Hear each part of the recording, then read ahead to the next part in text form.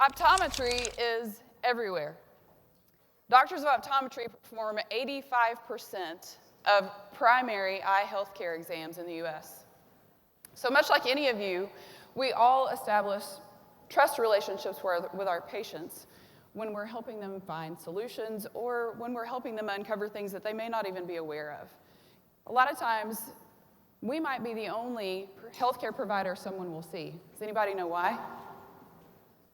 Blurry vision. You cannot function when you can't see. So patients come in to see us, but glasses may not always be the solution. We may uncover diabetes, high blood pressure, cataracts, and we have to make the appropriate referrals when we find those things. Let me give you a case study. Recently, I had a patient come in, 52-year-old female. She's come in just for her routine eye exam. She wants to update her contact lenses, but she tells me that she's not able to wear her contacts like she usually used to be able to. She used to wear them right up until bedtime. Now she's getting blurrier toward the end of the day, and she's wanting to take them out right after she gets home. So after a thorough evaluation, I discovered that she does have dry eyes due to meibomian gland dysfunction, but I'm also pretty suspicious that hormones may be a player here. So I established a treatment plan in my office that involves Forma Eye and Lumecca Eye, and then I also refer her to her gynecologist for further evaluation. She comes back in for her second treatment, and she confirms that she's now in menopause and she's on hormone replacement therapy. She's starting to feel a little more energy. But what she's more excited to tell me about is not that her eyes feel better and that she can wear her contact lenses longer, but she can. She's more excited to tell me that after her first treatment, the next day she was with her daughter, and her daughter stops her and says, "Mom, did you get Botox?" I mean, now she's pretty excited that we're making her feel better while we're making her look better. So first, I just want to say thank you to the InMode team and to Moshe for giving us the time today to address you as optometrists and representing the American Optometric Association. During Dr. Mulholland's talk, I actually decided that I'm going to change the script and I'm going to talk about sexual wellness instead of eye care. I hope you all don't mind. But no, we'll stick to what we're going to talk about here. And I want to talk about the evolution of optometry for just a minute. Many of you may not know, but optometry has been around for well over 100 years. We started as jewelers, then of course got into glasses, contact lenses, treating eye diseases in the 70s and 80s, and then prescribing medications, treating all kinds of diseases like diabetes, glaucoma, and dry eye, which leads us to where we are today. Because these devices, as you know, we can use around the eyelids and the eyes to treat dry eye. The coolest part, though, is when we have the patients, like Belinda was saying, that we treat their dry eye, and then all of a sudden they realize that their crow's feet are gone, and they say, "Well, can I come back and can we do this again?" We say, "Well, your dry eye is better, but I want to come back and do it again." So we get that all the time, and so we've realized that optometry has evolved to where we are today, where we provide these advanced procedures in our offices and give patients immediate improvement. The question for the room, optometrists, raise your hands. There are a few of you in here, right?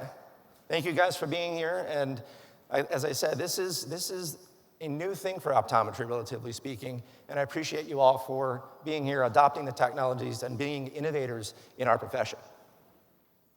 And one of the things I want to express to you all is, as physicians, I'm sure you can agree that we're always looking for technologies that help make our day more efficient. They help us take better care of our patients.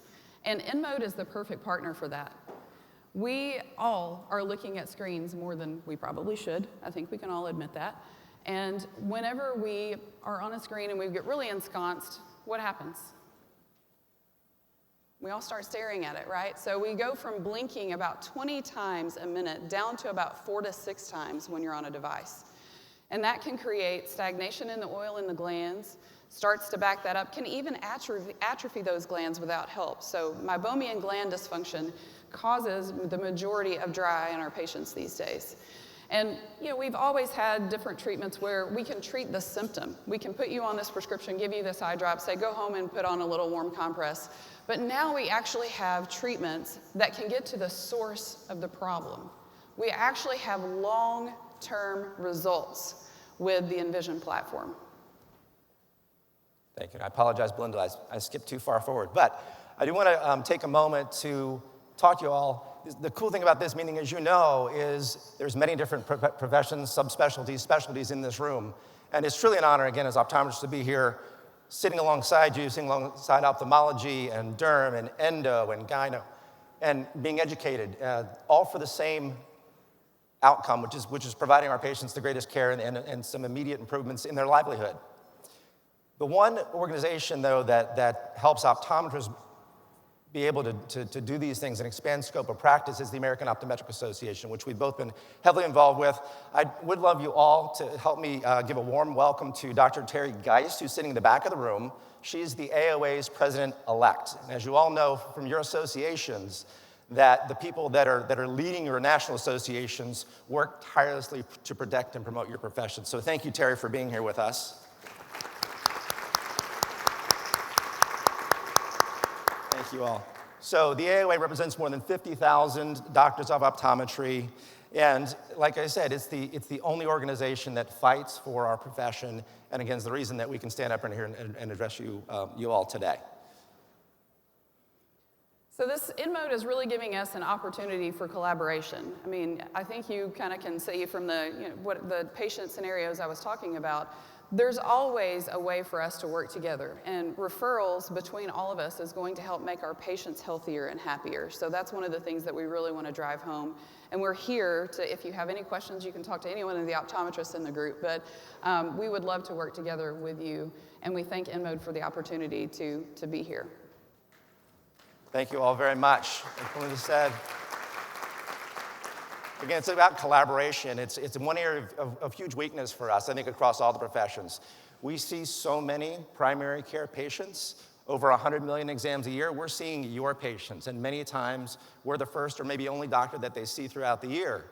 And we can help identify those patients that need the treatments we've talked about on our end, but maybe even further treatment within your subspecialties as well. So really, on our agenda as the AOA is to help build these bridges, not just between ophthalmology and optometry, but across all the professions. So again, thank you all for the time. Thank you.